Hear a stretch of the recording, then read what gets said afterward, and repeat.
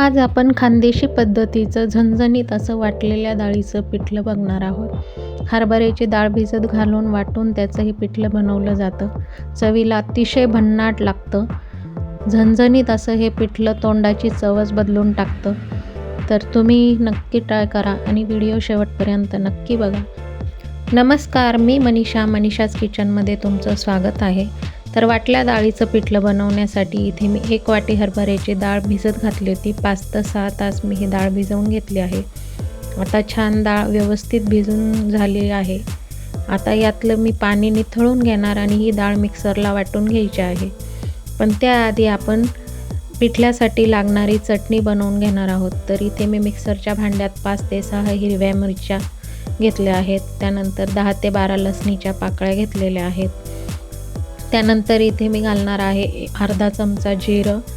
आता हे सगळं साहित्य मिक्सरला वाटून त्याची जाडी भरडी अशी चटणी बनवून घ्यायची आहे. तर हे बघा, तुम्ही बघू शकता चटणी छान वाटून झाली आहे. अशी जाडी भरडीत चटणी करायची, जास्त बारीक करायची नाही. मिरच्या तुम्ही तुमच्या आवडीप्रमाणे कमी जास्त करू शकता. तुम्ही कितपत तिखट खाता तेवढ्या मिरच्या घ्यायच्या आहेत. तर इथे मी कढईमध्ये 3 ते 4 पळ्या तेल टाकून घेते आहे. तेल गरम झालं की लगेच त्याच्यामध्ये मी एक मध्यम आकाराचा कांदा घेतला आहे. बारीक चिरून घेतलेला आहे कांदा, तो टाकून घेते. तर कांदा छान ट्रान्सपरंट होईपर्यंत आपल्याला परतून घ्यायचा आहे. तर कांदा थोडासा ट्रान्सपरंट झाला की लगेच आपण जी चटणी वाटून घेतली होती ती चटणी त्याच्यात टाकून घ्यायची आहे.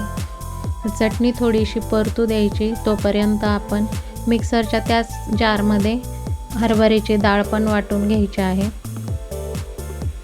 तर आता चटणी छान परतू द्यायची आणि मी तोपर्यंत डाळ वाटून घेते. तर डाळ निथळून घ्यायची आहे. डाळीत पाणी नाही राहू द्यायचं, थोडीशी वाटायची आणि मग नंतर त्याच्यात पाणी टाकून आणि त्याची छान बारीक अशी पेस्ट आपल्याला बनवून घ्यायची आहे. तर हे बघा, तुम्ही बघू शकता डाळ कशी छान बारीक अशी स्मूथ पेस्ट मी बनवून घेतली आहे. अशीच बारीक आपल्याला वाटून घ्यायची आहे.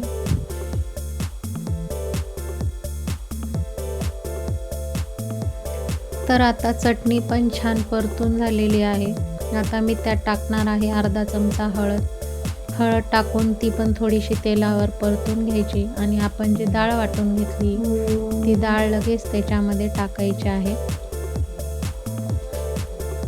तर आता मिक्सरच्या जारमध्ये पाणी टाकायचं आणि तेही सळून ते पण आपण त्याच्यात टाकून घेणार आहोत. तर डाळ शिजण्यासाठी पाणी भरपूर टाकायचं, म्हणजे मग छान मऊ लुसलुशीत असं पिठलं तयार होतं. पाणी कमी पडलं की मग घट्ट होतं. तर भरपूर पाणी टाकायचं. याला अजून पाणी लागणार आहे. मी थोडंसं परतून घेते आणि मग पुन्हा त्याच्यामध्ये पाणी टाकते. तर हे बघा, तुम्ही बघू शकता याला अजून पाणी लागणार आहे. तर मी पुन्हा अजून थोडंसं पाणी त्याच्यात टाकून घेते.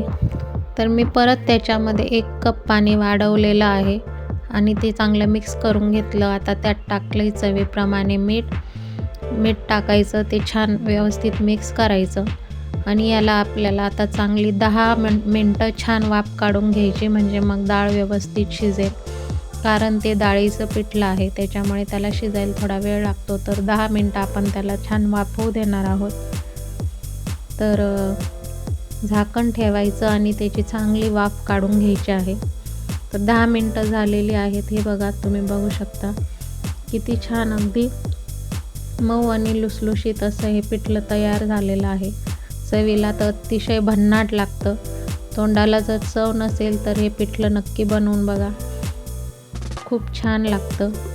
आता त्यात टाकायची चवीप्रमाणे थोडीशी कोथिंबीर टाकायची. ते मिक्स करायचं आणि पुन्हा 2 मिनटं वाफ काढून घ्यायची, म्हणजे मग कोथिंबीरची टेस्ट त्याच्यामध्ये छान उतरते.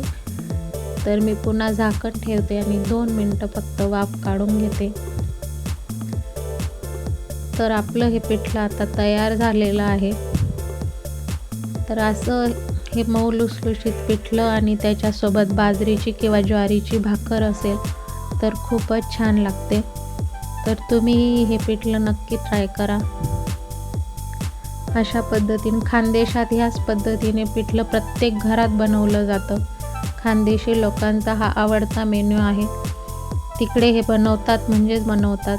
तर तुम्हीही एक वेळ नक्की ट्राय करा आणि आवडलं की पुन्हा बनवा.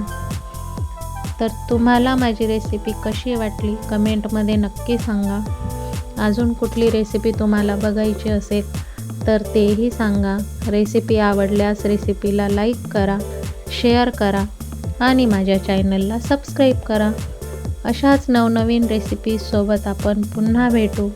व्हिडिओ शेवटपर्यंत बघितला त्याबद्दल मनापासून धन्यवाद.